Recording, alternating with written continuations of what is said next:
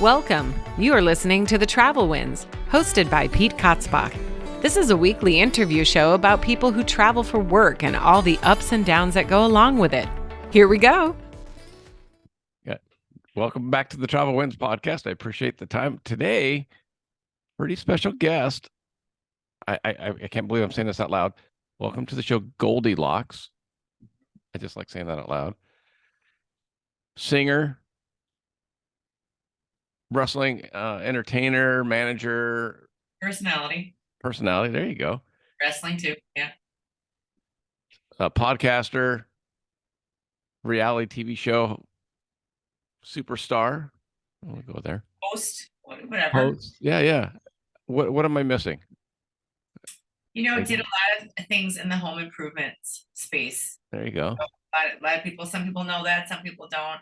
Jane of all trades, jack of all trades. And the rest of that saying. People always say like jack of all trades, master of none. But if you go look up the rest of that saying, it's actually really positive. And I don't even know the rest of the saying. I just know that it's not what people think that it is. It's actually like basically saying more than like, because some people will say, I'm a jack of all trades, a master of none. But then they kind of say that like almost downplaying or downgrading themselves. If you go look at the rest of the quote, it's actually like super positive, saying like, and you're just such a badass that you can do like lots of things really well. So I just wanted to say that, throwing that out there. I don't know if I like you now. You just gave me homework. Yeah, right. I gotta look it up. How you doing today? I'm doing great. It was really nice of you to ask me on your show. You got a chance to. We did your show a little while ago, and that was super cool of you to be on and just share experiences from all of your guests. Like you kept saying, well, go listen to the podcast. Go listen to the podcast. Oh, yeah. Homework. No, I'm just kidding. I did actually listen to some, and you're really great at what you do. So it's an honor to be on your show, and I really appreciate you asking me on. Thank you. No, I know your schedule is incredibly busy, so I appreciate getting a sliver of it. It's kidding. That was so kind. I'm in a mood. I really work like about 20 hours every day, 7 days a week. And that's no exaggeration. And it's by choice. I don't have a family like you do or a partner. And so I'm just packing it in. But do you ever, and I know people listening and watching would understand this. Do you ever just have it designed where, okay, I don't have a lot of time, but I'm going to do this, and this, and it just doesn't really go as planned. And that has just been the last few days of just wonderful stuff, but like no time. So yesterday did this huge, photographer of the stars. Yeah, that's right. I forgot about that. So I have a photography studio at my haunted hospital in Nashville, Tennessee. It's this old hospital for one of the chemical plants that I remodeled into a studio and a recording studio and a photography studio, just a great creative place. But one of my friends called me and said I was driving and this like rat or rodent ran in front of my car and I almost hit my car, like try not to hit this, whatever it was. And then I guess he got a closer look and he decided to get out of the car and see what it was because he didn't hit it, and it scooted into the bushes. And the next thing you know, it's this little tiny kitten. The next thing you know, you think, could I bring it over here? And what are you gonna say? Like, no, don't bring that tiny little helpless animal over here. But I said yes, but then you don't realize like every 2.5 hours you have to feed it and massage its belly to make it do its business. And then I was like not feeling sorry for myself, but I'm like, I don't have time for it. And I'm trying to like not be a jerk. And then the next thing you know, my back door, there's like this horrific scratching. And there's this beautiful dog with lymphoma, like all these tumors at the door with a harness on. It's somebody's dog. I'm allergic to dogs. And I'm doing my best to like sit with this Peter for like 4 hours. Like I didn't have, that was my sleep time. So thank you for letting me be a few minutes tardy. I've just been dealing with, I guess, Noah's Ark over here at the studio. So well, if I get down on my luck, I know whose door I'm showing up at. God, right? I'll be like, Goldie. Yeah, it was going to town. It almost smashed through the door to get to the cats that were, because they had the door open, just the glass door, and this dog just showed up and saw my cats and it was going to get them. So I apologize for being just a couple minutes late. I was doing my best to be a good Samaritan. Yeah, I'd much rather talk to a good Samaritan than somebody that's not. Okay, well, there you go. So yes. So now it's your turn to ask questions. How cool on the other side of the fence. Yeah, I'm pretty excited because and I'm so glad you said how busy you are, because I think a lot of business travelers, that's the hard part about it, right? It's because if you have a flight at 10 a.m., that's a hard time. It's not like, well, I'll be a little late if I'm driving. I could, I won't stop. So you have to really schedule your time. You have to you have hard times that you have to make.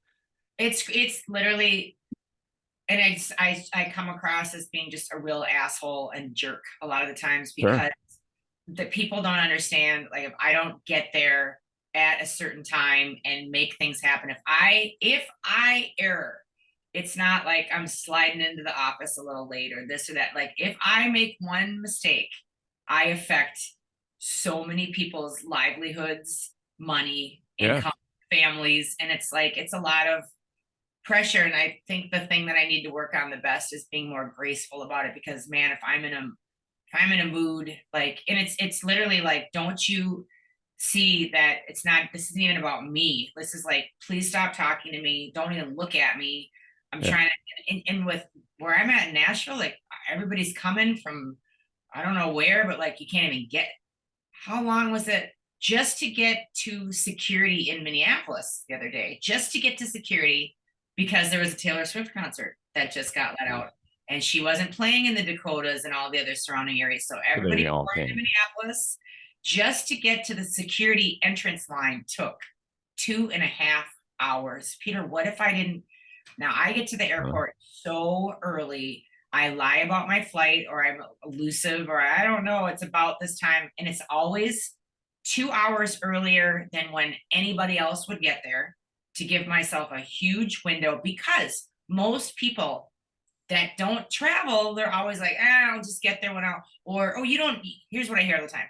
You don't need to get there that early. It's like, yeah, I want to get away from you, and I want to sit at the gates, and we talked about different people's patterns. And you said one of your people that you talked about, that you interviewed, likes to just shut it all off. And another person is like, okay, well, I'm the person I'm going to get there, and I'm going to sit in the corner and get XYZ done. Yeah. Because most normal people with a normal job think you can just get to the airport scooting in at the last possible minute. And it's not like that. Literally, it took me 2.5 hours just to get to the checkpoint. They had people lined up out into the parking ramps of the Minneapolis airport, along the perimeter, waiting just to get to this. So 2.5 hours of waiting in a parking lot ramp just to get to the main thing, which was completely full.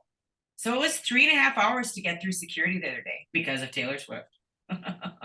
Gotta love her. Yeah.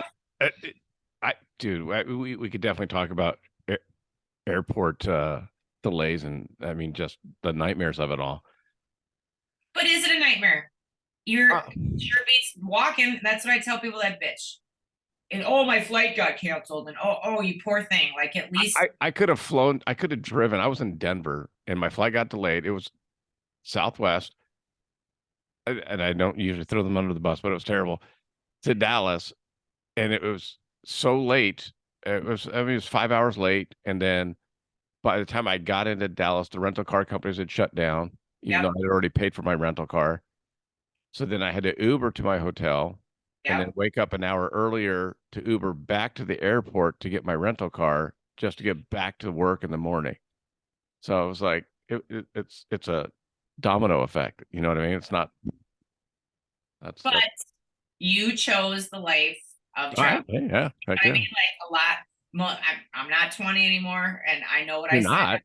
No, I'm not. I know what I signed up for. So that's where it comes to self-correction, and try to not be that jerk off that I can be, having a good attitude. And then that has to do with who are you surrounding yourself with. So I've got some bandmates that are really great with travel. They would get, a lot of the travel that we do is we all get done with what we're doing around 7 or 8 o'clock. We go to bed 9, 10, 11, 12, maybe 4 hours of sleep, get up at 1, get packed, and we're packed and on the road. Bus calls at 2 a.m. And we have to drive 2 a.m., 2 p.m., 3, 4, maybe 14 hours straight, literally piss in a bottle, because you can't get off the interstate when we're doing drive dates. And there, long to get off the interstate, go to a Love's, go to a travel stop. That's adding 10, 15 minutes to your time that you don't have. So it's literally like, don't look, peeing in a bottle on the back of the bus. Unless we're on a tour bus, that's different, but then you can't do number 2 on that. You got to stop. And you get there, and some people are in a really gracious mood, and we're tired, and we've been driving all day, and you got to meet all these people. And there's always these lovely people lined up outside of the venue, and they're there early that don't understand. You've just been driving with 4 people for 14 hours with no pee breaks. And you literally are going to, and you have to be gracious and kind. And then, like I said, some of the people that I travel with are just poised with grace and peace and serenity. And then others are nightmares. And I want to punch them in the face. And then that makes it really hard when you want to just beat somebody's face in. So I can't do that. It's not legal. And it doesn't make for a good show. Most states. But yeah, most states. But yeah, but that's the wrestler in me, you know? Exactly. You know what you signed up for. I would ask you a pointed question a little bit. Yeah. Is it more difficult for you being a female? You have your stage image. So when you show up and you just drove for 14 hours peeing in bottles, and then your fans are there, are you makeup and wardrobe? Are you more conscious of that? Yeah, that's really a great question. Part of me getting up early and getting ready to go is give myself at least a half an hour to try to curl my hair and get some makeup on. Maybe I put the finishing touches on when I get there. But the thing is people take photos of you and you might just look like a pile of shit and they're out there forever. And that's not fun. And they're just excited and they don't understand, like, I'm not feeling my best. Now, we did do, what did we do? We did a Friday night show, packed up, loaded in all of our gear, PA, headed all the way to like Mississippi, got there delirious because we played all night, then drove all night, another 10 hours. Yeah. And then we had a morning show. So I was so delirious. And like when you stayed up all night in college for a test and you're trying to take it and you're taking those no-dos or whatever those caffeine pills were back then, and you're just like, and then I just remember people just kept wanting photos and I hadn't gotten ready yet. And I wasn't rude, but I was just like, hey, I haven't slept in like 2.5 days, and please let me just get dressed before you're snapping up, because it really, you look fine. No, I don't look like shit. No, I look like absolute dog shit, and I don't want to see that online. And then you have people, even when you're on your game, you're looking hot and fly, they don't know how to take a picture to save their soul. I don't know what filter they have on their camera other than F you, whatever. And it's like, it's so horrible. And like, there's this one picture I remember circulating of me, and I'm 5'5". I'm usually around 130 pounds. I'm in pretty good shape. Whatever angle they got me at, it looked like Grimace from McDonald's. And then the lighting was like purple on me. And literally there was this meme going around of fat Goldie the Grimace. And I was like, oh my God. I looked like the Grimace, and I didn't know like what kind of warped angle were they at, where like my butt cheeks looked like this huge pear that had just blown up, and it was just this awful thing. Like, please, I looked good that day. Could you have found one guy, God bless his soul, he comes to our, and I don't know if he's just going like this with but we're all blurry. We all look like some cryptid Sasquatch. Oh, it's just awful. So yeah, you want to at least try to get ready a little bit, so that, because you got to look at this stuff for the rest of your life, and it's like potentially, the toll on your mental health when people are calling you Goldie the Fat Grimace. You know, that's not very nice. I can tell you, there's two celebrities I've asked for a picture with. Sure. I'm trying to think of. There's only 2 I can remember. One was in LAX, but the other one. So I'm at NFR. I'm at the rodeo. Olivia Newton-John's at the party I'm at. So I mean, this is going back. She just passed away, but this is probably 8. No, this is 9 years ago. Okay. I don't take selfies, so and so I'm sitting there talking to her. She's my wife was her biggest fan. Like, my wife should have been at that party with me, but she didn't want to go, that type of thing. So I meet Olivia with her husband, and I'm like, I never do this, but is it possible I could take a picture? Because my wife will not believe me that I met you. She'll just think I'm joking around. So we go to take the picture, and I have my camera. I don't know if you can see this. So I'm like this, and she goes, She goes, I'm like this. And she goes, no, honey. And she grabs my hand and puts it up like this and pulls it further away. Basically, she showed me the proper angle to take a photo with her. She knows. She had no problem. No, honey. That's really, really, really cute. And I'm glad that, because you just want to look your best, you're out, you like her for a certain reason. You don't want to like her for it's so interesting. I was watching, there's a post online that somebody was at a Keith Urban show, and they were, lower, and they were looking up at him.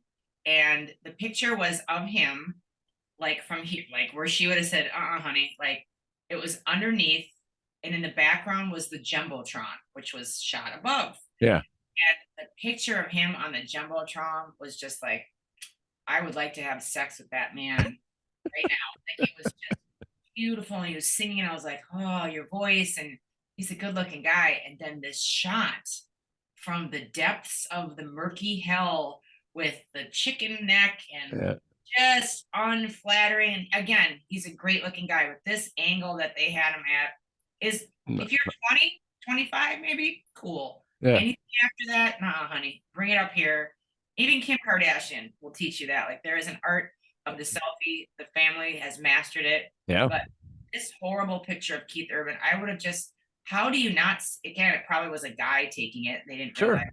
Yeah, he looks like crap. Like, I would never have posted that. So yeah, there's an art. Good point. I get my makeup done as much as I can before I see anybody, because hopefully your fans, if they listen to this episode, they'll know to give you a few minutes, and maybe they'll hold their camera up a little higher. That's not gonna. You should. Some people are so like unaware. It's like just. And I'm not the nicest person. I have to work very hard at being patient and kind. I'm not. I'm rough around the edges. I'm rock and roll, and I have to work really hard at it. So I know that I have to work hard at it to just give me a beat. And I have a roommate right now that's in between places, and I don't normally ever live with somebody, and I'm used to my space. And there's a reason for it. Yeah. In a horrible mood, and just being able to decompose, as I called it one day. I just need to decompose. I meant decompress. So I need to be able to decompose for just a couple of minutes when everybody's been dumping on me. And when you have this lovely person there, just bright-eyed and bushy-tailed and asking 50 questions, it's like, sometimes I have a meltdown. I don't mean to, but I do. But humans are humans. Oh, yeah. You know how to manage yourself. You know what you need to just put your best foot forward. And when you're not getting that, and that goes to traveling as well. Like, I know certain people I travel with have to have the coffee before we do anything. Fuel up and get their coffee, and then I know some people don't want to talk at all. They want to just lay their head down on one of the bunks until they feel like a human and emerge. And then they're ready. And you don't mess with them, and don't poke the bear when you're traveling. If you know somebody's regime, their routine, let them do their thing, or you're going to be dealing with a nightmare for the rest of the trip. I was going to ask you, how important is it? And I've asked a lot of my musician guests, how important is it? Like this person could be an exemplary musician, and they hit the pocket. They're right there for you on stage, but they travel like assholes. So it's called the hang. It's called the hang. Like, what's their hang level? Right. So have you ever contemplated or actually gotten rid of a band member because they didn't travel good? I never get rid of anyone, just because the shelf life of somebody in this band is usually at the 2-year mark. People start getting antsy. And if you don't have like a Beyonce Metallica record deal, they're like, the grass is greener. Drummer that I've had, my best buddy, has been like 10 years. Knock on wood, stick around. Like, even if I didn't get along with him, I would keep them around. Like, I keep people around even if they're bad travelers, just because the changeover is just so much work to like train somebody in and get them to know the cues and the jokes and all the banter. But yeah, I mean, when you have a bad traveler, it just makes life so much harder. You would think in Nashville that there's just so many musicians, but it is so hard to find them. And I don't mean to be mean, but I call most of them maggots because I don't like them. And they just remind me of little larvae that find some piece of poop or a piece of meat to infest, and then they lay their eggs in there, and like that's how a lot of the musicians are in Nashville and in LA. Like it's just they're not even real musicians. They're just people that are music enthusiasts. They think they're a musician when musician really should come with traveling experience or Long skill. studio hours, remixing. Exactly. Like it's so many people call themselves a musician, but it's like to me a musician these days is a hybrid, and it's somebody that has business intelligence and savvy and wants to be savvy in those areas, and not just, hey, I'm here, I'm gonna play. And they hold their hand out and go, what's the bread for this gig? And if one more person asks me what's the bread for this gig, I'll punch them in the face, because it's not about that. I now have a new title for this episode. What's the bread for this gig? Yeah, and I'll come to your house. And it won't be a nice honey up here. Next time you see Goldie, say, what's the bread for this gig? I'll open a can of whoop ass. Yeah, I hate. That'll be the meme from this episode. Thank you. It's the bread. That's a good meme. Maybe we'll make that. I'll make that just to make myself comforted, feel better. There you go. Get you used to it. Yeah, because I think the same thing. Podcasting, people are like, oh, you're so lucky. It's so easy. You just hit record and you're done. I'm like, yeah, that's why most people quit after, like, I think the average podcast is like 7 episodes. Oh, really? And yours is 270? You'll be 250. 250. Okay. All right. Yeah. So you're like 30 ahead of me. So that in podcasting years, that's about 4+ years, right? Yeah. Yeah, I'm at 5. So I try and do 1 a week. Okay. So then I take 2 weeks off. Mainly during the rodeo. I don't want to deal with it when I'm there. That's because of your other businesses that you do, which I'm fascinated by. I've been liking your stuff. Thank you for all your kindness that you've been showing me online too. That's very nice. Thank you. Well, it's, we talked on your show, and I think it's pretty awesome. You're a busy lady, right? But it's all on purpose. And I think a lot of people, especially younger people, think, well, I'm just going to be this one thing, and it's going to blow up, and I'm going to be great at it. It usually doesn't work out that way. It usually doesn't. Yeah, I don't know if I know of a couple, but not many. I mean, it's a matter of hustle a lot of times. Even the couple that you see, you're not seeing the behind the scenes. The whole thing. That's right. A lot of help, and it's not just blowing up overnight. It's a lot of help. You look at Mr. Beast, and you look at what went into all of that, and yeah, it's a lot of help. Yeah, even the Kardashians, like you said earlier, it's like a lot of help, a lot of behind the scenes. So it's. Have you always been that way, or is it something like where you just kind of morphed into, well, I have to do this, so I have to do this, and I got to do this, so I have to do this? Always been like that. Started modeling and doing commercials and films when I was 3, and you just feel this hustle. Yeah. Of being brought everywhere and hustle and bustle. I made a lot of money. My mom was terminally ill. The more money that I made, the longer my mom could stay alive. That was like a subconscious pressure put on me, but yeah. That's my cross to bear. But was it a cross? Like, she got some great subsidized medical because of all of the stuff that I was blessed enough to be able to do. So 3, 4, 5 hustling, 6, 7, 8, 9 touring, doing opera in Europe. Now you're doing commercials, modeling, and you're in school or a tutor, and now you're on a tour. Like, you can't do that to a kid and not expect them to just be changed forever. 8 to 10, Annie off Broadway, 2 shows a day. That's where I developed sleep deprivation. I'm just like a disorder that you have. Yeah, like I don't sleep now to this day. Like, so it's easy for me to get 4 hours of sleep and not be a complete creature. But during the day when I do need to rest or just need to be away from everybody, that's where just leave me alone or you'll. I was gonna say, are you a napper? People do that. I can try to do the 20-minute thing. That just ends up 40 minutes snooze, maybe an hour snooze, maybe 2 hours snooze. Maybe I just go to bed tonight. Yeah, the napping doesn't. It has worked in the past, the 20-minute thing, but I don't sleep really. I just don't, and I'm a light sleeper. So even if the 20-minute nap, if one little thing happens, I'm up. I'm ready to go. I don't know why that. I think I'm a deep sleeper. My wife's a light sleeper. I can tell you she's a light sleeper because at 2:30 this morning there was an earthquake off the coast, and it woke her up, and I was dead asleep. Good for you. That's a gift. I wish I had that. That's one of the things I wish I had, was being able to do a deep sleep. The wife made sure I knew there was an earthquake. Well, thank you. Thank her for letting me borrow you on a holiday weekend. Oh no, but that's the whole thing, right? That's as a traveler, you can't. I mean, I've been unfortunate enough to book a hotel that's next to a train track. Yeah. You know that I didn't look up on Google Earth or check reviews. So at 2 a.m, you hear the train.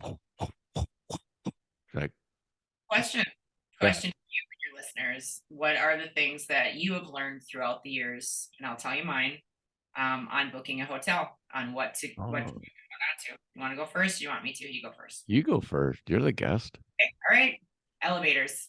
I won't do a room near an elevator for obvious reasons. Drunk Yeah. people getting in and off and making noise. We'll never do an adjacent room again, because again, the intoxicated people are coming in late from whatever, come in and they're really loud, and every time they open and close their door, the wind, the suction that is not perfect around the adjacent adjoining door, Yeah. it'll suck in your room. Ice machines. I always ask, how far is this room from the vending machine? I'm not going to listen to somebody, again, drunk. Everybody's drunk. It's 4th of July. I'm like, good for you, but just let me have my 2 hours of sleep, please. So ice machines, elevators, and adjoining rooms, no go. Try to look at Google before and see, Yeah. is it an interstate? Is it tucked away a little bit? What does the parking lot look like? I look for train tracks. Train tracks. Yeah. I don't like the really expensive hotels, because you have to pay $20, $30 for the internet. You have to pay to valet or just use their parking lot. Like, just a nice Holiday Inn Express or something where you are free to come and go and park your vehicle. There's room for a trailer and a bus and this and that. Like, I look at all of that stuff. And a lot of times the hoity-toity hotels are just a pain in the ass. Like, I got to tell you, I look for that open parking, and do they have a breakfast and things like that. How about you? Train tracks? What else? I'm train tracks. One of the tips I always tell people is, if I'm there for a night, I don't really care. Like, I'll just check in and go. If I'm going to be there for multiple nights, i.e. like the rodeo, I'm there for 16 nights. I go, before I undo everything, my bags and my computer and all that, I check everything in the hotel to make sure it works. Hot water, make sure that the blinds close and work. That way I haven't put everything away. And then they go, well, we can switch you to a new room. I'm like, oh my God, Smart, Peter. I never, in all of my years of traveling, never to do that. That is a really brilliant tip. That should be the meme and the thumbnail for this. No. You've got your meme. Much bread for this gig. Yeah. Please, sir, more food. Yeah. The other things for, like I said, I'm not picky, as long as it's pretty clean, because if I'm there for a night, I'm good. Just give me I always ask for an east facing room. Or excuse me, a west facing room, because the east facing rooms, the sunrises comes up, and if I don't have to get up till like 9, I don't want to wake up at 6 because the sun's coming through. Because the cheaper hotels won't have the blackout windows. That's interesting. I mean, I've never stayed at a hotel that I couldn't pretty much get it. It needs to be pitch black for me to be able to sleep. So I really haven't, knock on wood, I haven't hit that many that have non-blackout, or just that the sun wake me up. The other thing is we had a band member that was constantly checking the reviews just to make sure, even the nicer hotels, that there weren't roaches, because we just didn't want those friends. You can tell right away when, like, you get on there and every single guest is like, there was roaches everywhere there, and sometimes it's like a really nice hotel. I'll give you mine, but what's the craziest story you have from a hotel? I don't know if it's the craziest, but recently, like, again, it was one of those 2-day runs where we haven't slept in like 2 days. We had a really nice hotel in the area. Wasn't a lot of hotels in there, but we got to bed. I think it's hard for me to fall asleep, but I just fell asleep, and like literally like a minute afterwards, you heard one of my bandmates slamming things, packing up, just getting his suitcases ready, and apparently like the minute 30 seconds into shutting off the lights, like the cockroaches started coming out of the armoire and filling up into their coffee cups. So like there were just cockroaches everywhere. And that would be one. Another one was in Osan, Korea. We were all sitting on, my band manager and all the background dancers in the band. I was sitting on the edge of my bed long ways, and then everybody was around me because we had one of those old, camcorders where you had to open up the screen, and like we wanted to watch the performance. And so we were all like on the bed and watching it on the screen and looking, and all of a sudden like the manager said really calmly, "Now I don't want any of you to scream right now. I want you to remain calm. I don't want anybody to scream." And every sudden we started looking at each other, and when we looked up and we looked at the walls, and there were I guess they're about 3-inch long, 3 to 4, maybe 5. I'd say 5-inch long flying cockroaches in our son. And then everybody screamed, and then they go for the sound, and they all started flying into our mouths. And then I got 3 5-inch flying cockroaches hit my hair, and they were in my hair, and that was just like, that's awesome. And after that, I brushed my teeth in the shower. No, don't do that. And I got, within 12 hours, I had a parasite growing so fast, rapidly inside of me that I couldn't even stand up at all. And then we were playing the Mustang Club. Everybody's like, "Oh, you're playing the Mustang Club." I'm like, "Yeah, I'm playing the Mustang Club." "Oh, I heard you're playing the Mustang Club." I'm like, "Yeah, what's up with the Mustang Club?" What did I miss? One of the clubs on the base, and here's me getting ready to play the Mustang Club. I didn't know what was wrong with me. I couldn't stand up. I had to hold on to somebody. I was completely like something had taken over my body, like that I was the host, and I was just so weak and couldn't. And then, "Oh, you're playing Welcome to the Mustang Club." And I was like, "What?" And then they were like, "Here's your waiver.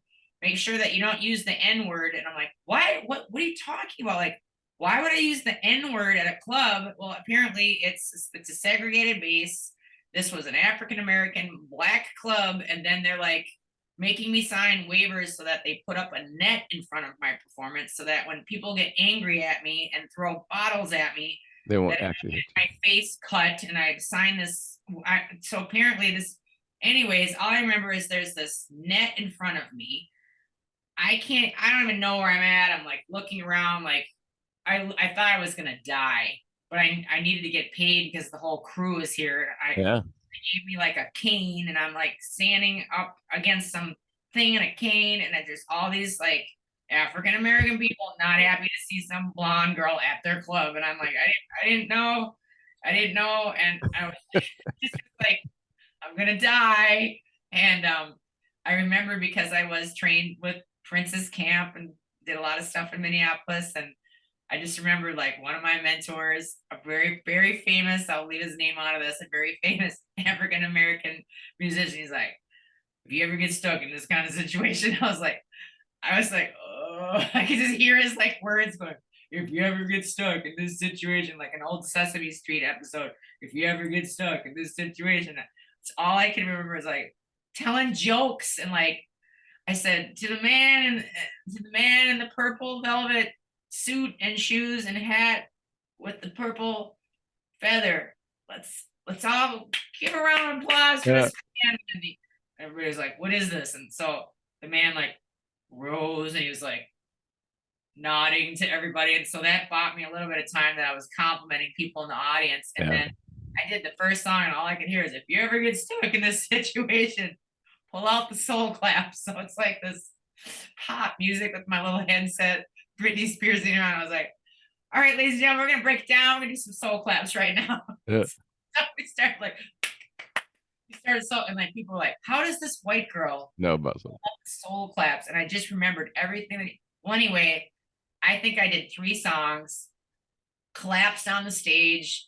I managed to just not get the bottles thrown at me, because I started right out complimenting people. Yeah. And not being pretentious and not acting like I was, anyways, I did everything I was going to do. I wouldn't say I had a lovely time at the Mustang Club, but I survived it. Yeah. And it was good. Now I know to ask questions like, is this a segregated? I would have never thought that things were still segregated, but Yeah. oh, you live and learn. And I ended up going to the airport, and it was the most horrific flight of my life, where the parasite took over so badly that I would have to open my eyes and pull out like 3 to 4 feet long strings of continuous mucus. And the person next to me knew what I had. He was a scientist from Germany. He knew right away what I had. He had a packet of some, I don't know what they were. There was something to try to kill it because he traveled a lot in Asia. And all I remember is every 10 to 15 minutes, I had to find a hot water, Kleenex, paper towel, just to pat my eyes so they didn't seal shut with mucus and dry. It was just, and it was like a day and a half of flying. That's probably my worst story from a hotel and just traveling. Like, and then when I got home, I had a 3 foot long tapeworm. Oh, really? That's what I measured after we dug it out of its glory. But yeah, it was 3 feet long. Don't brush your teeth and play. When they say don't drink the water, it means don't drink the water and don't brush your teeth with that water. There you go. There's a travel tip for you, because there's no fun pulling out a 3 foot long tapeworm. Bottled water, right? Even that I would question. Yeah, make sure it's not. Yeah, make sure there's no parasites and that you're welcome at the club. Wow. Can you imagine standing there like that? I thought I was gonna die, and then I did faint. And It made me think of the movie Roadhouse before Patrick Swayze's character got there and Jeff Healey was up there playing, and I never saw that. Really? Yeah. You've never seen Roadhouse? I better see it. I better go rent it. Oh my Rent God. it, but Who are you, Goldie? Apparently not cool enough. So it was a rough bar, but they had chicken wire in front of the stage. And Jeff Healey, who was a blind guitarist, was up there, and they were throwing bottles and all that. Same thing. Then Swayze comes in, cleans up the club. They can take the chicken wire down, and Healey can play in peace. Well, that wasn't the case for me, but like, yeah. No, you didn't stay around long enough. See? Yes, no, it was a You're really like, I'm going. brutal. It was a brutal trip. How about you? What's your worst story? I'm not even going to touch that. We'll just, Tell me what it is. What you got? No, I got nothing like that. Service not working. Couldn't get the password for the internet connection. What's your story? Come on. It was a couple. I was in a cheaper hotel, and they were enjoying their company all night long. And I mean all night long. Apparently our headboards were wall to wall. So I was like, whatever, they're having fun. This is great. I wake up in the morning and I look out and I see the couple on the balcony smoking. Lucky you. It wasn't what I had pictured. And it's not what I had wanted to see. And then I look at, so I'm leaving because that's what I do. And I look in and there's 3 kids sitting on the bed. Oh my goodness. And I'm like, if they woke me up and I was in the next room. Say no more. Yeah. Wow. So it's just like, you can have that picture in your head of, oh, this couple's having romantic. And then you're like, now in my head, I'm like, where were the kids? Like there's only. I want to unsee this. Yeah. Unhear it too. I will tell you that I have woken up with somebody that worked at the hotel at the end of my bed. Yeah, they let themselves in. So this particular woman was convinced that I would like to explore my sexuality, which I'm pretty confident on. I'm a heterosexual. Passing. Yeah, and she was just convinced that it was going to go a different way, and that didn't go very well for her. So yeah. So from then on, I got myself a fake ID and a credit card that matches, and I check in as a completely different name and a completely different everything, because it doesn't work. And they will find you when they've got your ID. Did you know that on your credit card there's something with your credit card that when you get your key card for your hotel, this is what I've been told, and I've had some really bad things happen, that your information is stored on that key card. Like, I didn't know that. So like, if you lose that key card, you've got information on there that can be scanned with the proper tools and technology to suck your information off of there. Like, I didn't know that, but that's what I've been told by different hotel personnel and people that managed hotels. So I get my key cards back. I don't return them back to I the don't hotel. either. I never have, but Never do that. And ironically, sadly, I've had my identity taken like several times because and directly after like a stay or something like that. So I don't like, if I'm paying for rooms, I make my bandmates give me the key cards back because they could have a degenerate kid, which some yeah. of them that have been in jail and doing bad stuff, and they could just take that information and go take it to somebody that they know that works at a lower budget hotel, and if they've got Wow. the tools to suck that off, take it off, and then they've got all my stuff. So whether or not that's true or not, I've heard it from so many different hospitality professionals That's that that's a tip right there for. even if it's urban legend, I don't leave that key in the room. I I, never have either, but I I don't mean, give it to anybody else. I don't return it. I destroy it, and that's part of their cost. The other thing is I used to leave business cards. I still do sometimes, but we'll leave a band card with a nice tip, say thanks from the Goldylocks Band. I literally have had people find me on Instagram begging me for money and saying, I was your hotel person. I cleaned your hotel, and can you send me some money? And I was just like, man, I just gave you a tip. I don't necessarily have it. I'm a musician, might yeah. not have that much money because we get paid in a check or direct deposit, and it takes like 3 weeks, 6 weeks, whatever. You And I shouldn't have still to say any of that. yeah, I still left you a nice tip, and you are like hustling me online. Here's my Cash App. I'm like, no, it's not gonna.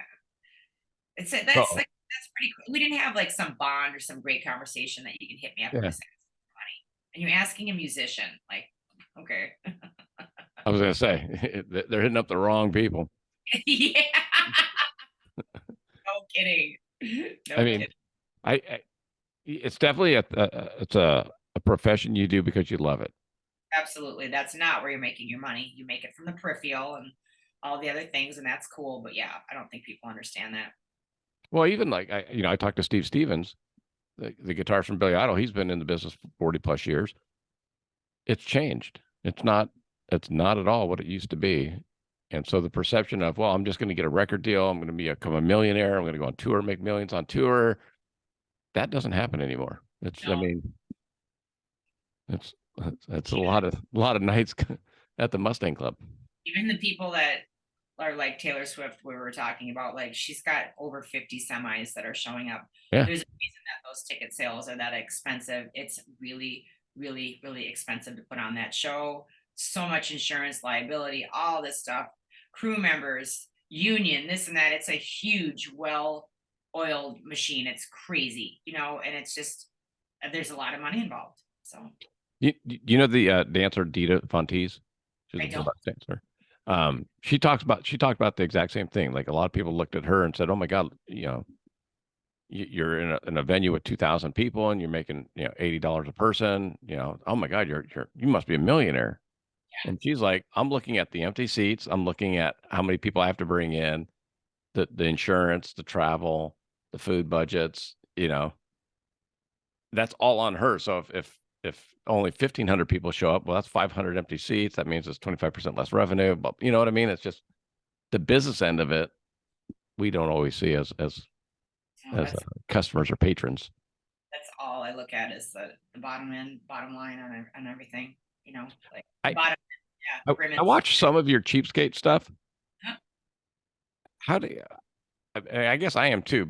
But when I travel, I'm always thinking, okay, well, I'm going to stay here because my wife's not with me, so I can stay at a cheaper hotel because Hello. yeah, it's like I'm not going to eat at the Hilton buffet because they charge more. I'll go, So I guess those are people that didn't make their own money. Is how I always. We have a person that is no longer with us. I wish them well, but some of the biggest fights that we got on the road where I need to stay at a X amount of dollar hotel because there won't be pests or this or that. I'm like, you can still get a pest-free hotel for $100 or $150 less than what you're paying. And when I'm paying an extra $150 a night for how many rooms, that's an extra $500 each night. That's 500, that's $2,500 a week. That's that's $10,000 a month extra that I would be spending if we played every night for you. If that was your money, oh ho ho, you best believe me, you would be staying at the rat's ass hotel, you know?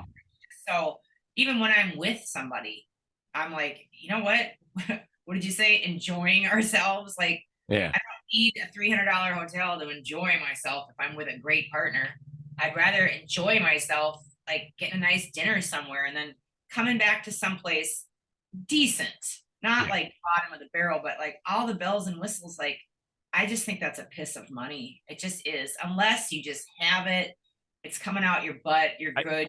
I that's the company credit card, and then I'm on the sole proprietorship credit card. Even the company credit card, Peter, I'm just too cheap that I would never do that because I know at the end of the day that's gonna.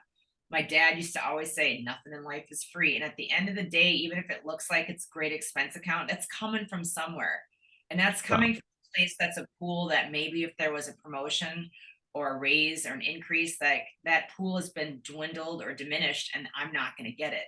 So again, I'm not like so cheap that it's just like an unpleasant experience, but I'm always smart about it. And if it's just me, I don't give a, as long as it's not crawling with 5-inch flying cockroaches, I'm good. Well, I'm with you.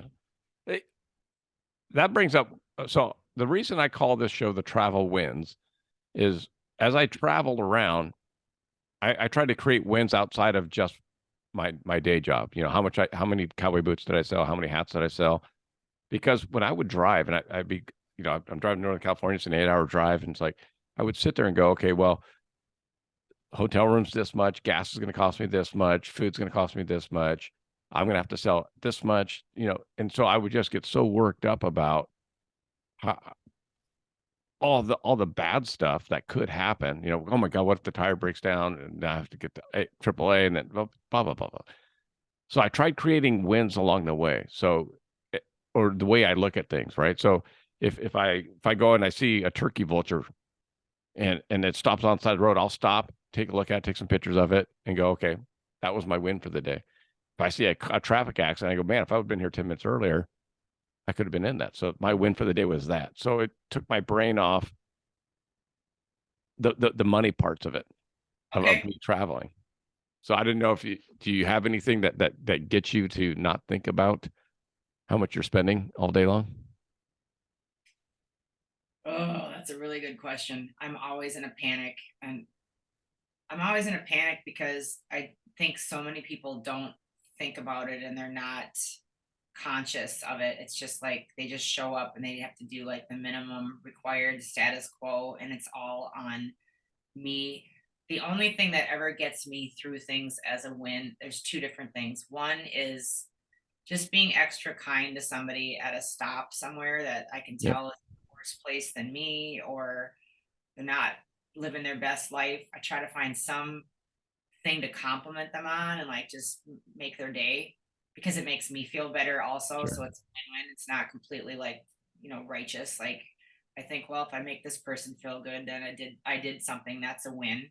That's my win. Or the other win, it's not really a win. It's just something that I do. And that is, I always have a comedy CD available. Even if we don't have internet service, there's something that I can play of like some of my favorite guys, which are Greg Girardo or Dane Cook's double disc classic, like where there's going to be funny shit on there that I know is going to make me laugh and just take my brain off of like how much everything is costing. Because it's those are like two coping mechanisms that I have. Yeah.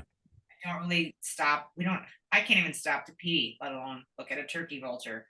We got to keep on plowing through, and that gets to be a little grueling sometimes. But yeah, that's because the difference between us is I usually travel by myself, and you have a gathering. So I have the ability to go, I'm going to go and take an hour and go look at the museum or whatever, just to take my brain off. Some of us are like that though, where we like to stop, and then others have, other jobs that they need to do, which we need to be respectful of time here. I do have a Yep. flight. We got my flight, so we've got a few more minutes, but I've got a flight today. And like, I just stopped and thought, what an enjoyable conversation I'm having with Peter. And then, oh shit, Gotta you go. had stray dog break your stride, and then on the way to the airport today, I just had a network they asked for, could I just get a paragraph and and then I know what that means. That means I've got an opportunity to pitch something, and a freaking paragraph and a photo ain't gonna cut it. Like, it's always, can I just get, but I know if I get off of this with you, Yeah. before the airport, I'm already ready to go.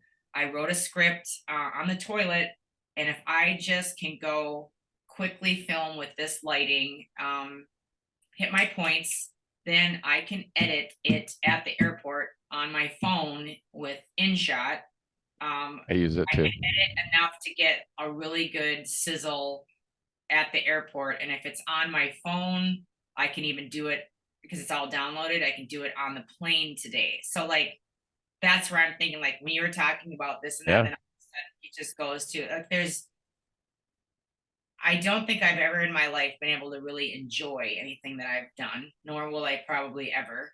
But I know, because there's no time to, it's always next, next, next. But my win is, I know other people enjoy it. I know the humor that Absolutely. the shows that I'm on provide people, helps them have a good life. And then I know the band and the music that we play, whether it's original or covers or something familiar, I know it takes other people's minds off of things. It's their museum, it's their turkey vulture. Yeah. That brings me That's joy. right. And right back to what I said about, if I can compliment somebody or make them feel better, then that makes me feel better. That's a win-win. So I mean, that's just, my whole life is a vicious circle, but I chose it. So Yeah. you can't complain about what you wanted to do your whole life. Like, I want to be an entertainer. So I hope that some things that I say, or if they're off color, or they rub you the wrong way, or you like them, or you agree or disagree, at least it's bringing out an emotion in you. Yeah. And that celebrates you being alive. Like, when you see people getting heated on a thread, and here I'm here for the comments, like, that's just human beings. Yeah. It's still being able to be free speech. I don't know how long that's going to go, but you're still allowed to put your opinion out there. And I just sit back and smile and say, at least we can still do that. And is that a cat in the background? Hello. No, that's my Louie. That's my dog. Yeah. My So my little French bulldog. He's reminding me that I'm on time too. is it ready? Is it ready for him to eat, or what? Go to the bathroom? It's breakfast time. Yeah. I can't thank you enough for your time today. And I know. yeah. Just so you know, I will be responding to a lot of your Instagram posts with a bread emoji. Just so you know. Bread for the skid, bro. I'm like, I'm not a bro. Don't refer to it as bread. And the fact that you even need to ask means that you're a broke ass mother trucker. I don't want you in this group or a part of this, because we want you to have your own money, and then take this money that you're making and have it bless your life and enhance things. But I'm not your sugar mama. See you later. Yeah. No, it's not. You asked me originally or earlier what I could talk about and plug before we go. What do you got coming up? Follow at Goldylocks with a Y, Goldy, Goldylocks Rocks on Instagram or Twitter. There's a million Facebook pages. Don't ever know which one is the right one, but Instagram and Twitter are the main. And then we've got a new song coming out. It's called Just Say Yes, with a really amazing accompanying retro video, where we're going to have this awesome contest where we're going to be giving a lot of money. And I will reveal later and talk about that contest later. But just want to prime it and say, if you could just follow on the socials, so that when it comes around, maybe you and your family would have a chance to win some really great money. It's gonna be a really fun way to enter. That's awesome. Yeah, I'll make sure to post that on my website and Oh man, I appreciate that. Thank you. Enjoy your day, enjoy your flight, enjoy everything you got going on. Good luck with your editing. Oh, thank you. The cat, the dog. Such a pleasure to be on and meet you. You're such a salt of the earth guy. I just can't thank you enough. I appreciate the time, Goldie. You enjoy your Sunday.